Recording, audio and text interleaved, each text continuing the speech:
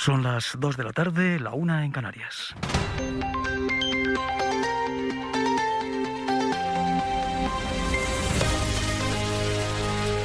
En la cadena SER, hora 14, José Antonio Marcos.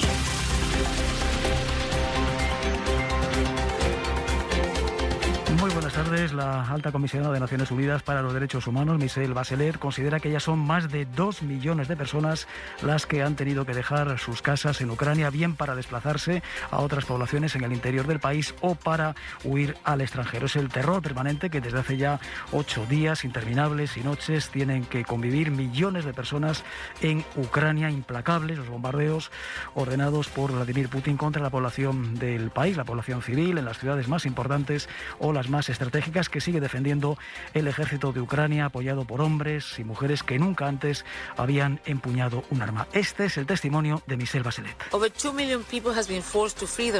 Más de 2 millones han tenido que abandonar sus hogares, 1 millón son desplazados internos y otro millón han buscado refugio en países vecinos, según ACNUR.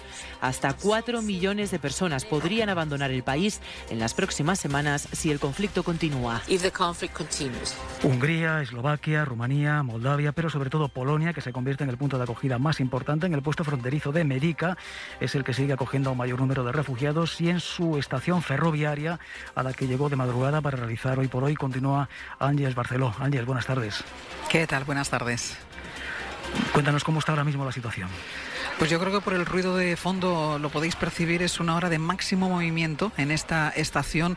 Están previstos las salidas de algunos trenes. Esto es un nudo ferroviario muy importante, no solo porque lleva trenes a diferentes puntos de Polonia, sino porque también lleva trenes a otros puntos de Europa. Es momento de mucho movimiento. Estamos en la zona de las vías. Nosotros ahora mismo es un continuo ir y venir de gente hacia la zona de embarque, pero también es un continuo ir y venir de gente hacia las zonas donde están apostados los voluntarios con sus mostradores, con la comida caliente que no dejan de servir a los refugiados que están ahora mismo aquí. Trenes que van hacia afuera, trenes que salen de Polonia hacia el exterior, pero también trenes que entran en Ucrania. A la 1:10 de la tarde ha salido un tren a Kiev.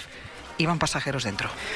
Pues a las 2:30 volveré a comunicar contigo. Tenemos otro punto de observación en directo en Kiev, donde está Nicolás Castellano, que esta mañana ha recorrido de nuevo el centro de la ciudad, la Plaza Maidán, y también un hospital en el que cada vez son mayores las carencias. Nico, buenas tardes. ¿Qué tal? Buenas tardes, José Antonio. Sí, y además el tránsito por la ciudad se complica, se multiplican los checkpoints cada vez más armados, incluidos baterías antiaéreas instaladas en medio de cruces, en medio de la ciudad. También hemos visto a soldados jóvenes cavando incluso una especie de trinchera. En ese hospital hemos conocido al doctor Georgia Matowski, de 35 años, que nos explicaba cómo se están preparando. Dice que tienen miedo por los pacientes porque empiezan a tener escasez incluso de alimentos, de antibióticos y de algunos elementos para mantener en funcionamiento el hospital, pero que están preparados, dicen, para salvar, para curar a los posibles soldados heridos. Hora 14. El presidente francés Emmanuel Macron y el ruso Vladimir Putin han vuelto a hablar por teléfono durante la mañana, durante hora y media. A juzgar por lo que ha dicho hace unos minutos en una entrevista en televisión, el primer ministro Jean Castex ha servido de muy poco. Putin se mantiene fijo en sus posiciones, en su deseo de desmilitarización y de rendición de Ucrania, y obviamente eso no es aceptable.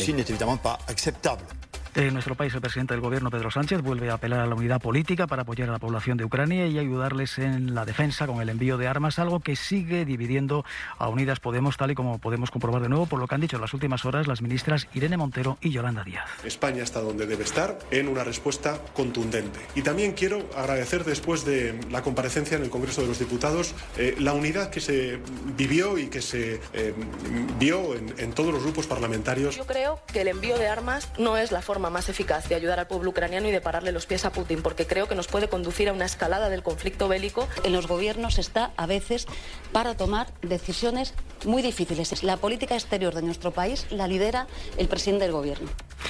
A partir de las 2:30 hablaremos con la portavoz de Cruz Roja Española para saber cómo se puede canalizar desde nuestro país la ayuda humanitaria a la población de Ucrania. De otras cosas que han pasado durante la mañana, por ejemplo, María Jesús Montero, la ministra de Hacienda, ante el proyecto de reforma fiscal que hoy ha empezado a dar sus primeros pasos. A priori, a corto plazo, dice que no supondrá necesariamente una subida de impuestos. No es justamente en esta semana un momento en el que vayamos a plantear hacer de inmediata ninguna subida fiscal.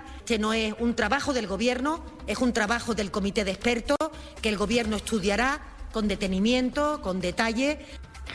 En Melilla, por segundo día, nuevo salto a la valla, 350 inmigrantes. Sabrina Mogue es la delegada del Gobierno. Tenemos una situación que hay que abordar y para la que necesitamos personal, y la respuesta más inmediata es hablar de traer a más personas, a más efectivos que puedan también intervenir y actuar. Van a llegar a la ciudad en horas. Y este es el testimonio de Elena de Llanos, la nieta de Fernando Fernán Gómez, que esta mañana ha depositado su legado en la caja fuerte del Instituto Cervantes, lo que ha elegido y por qué lo ha elegido. Su cartilla de la CNT del Sindicato de Espectáculos de 1938, porque él siempre, durante toda su vida, en varios escritos, él recordó la escuela de interpretación de la CNT como uno de los espacios para él más importantes de su vida, donde más disfrutó de eso de ser actor. Escuchen la SER, estamos en hora 14, 2 de la tarde y casi 6 minutos.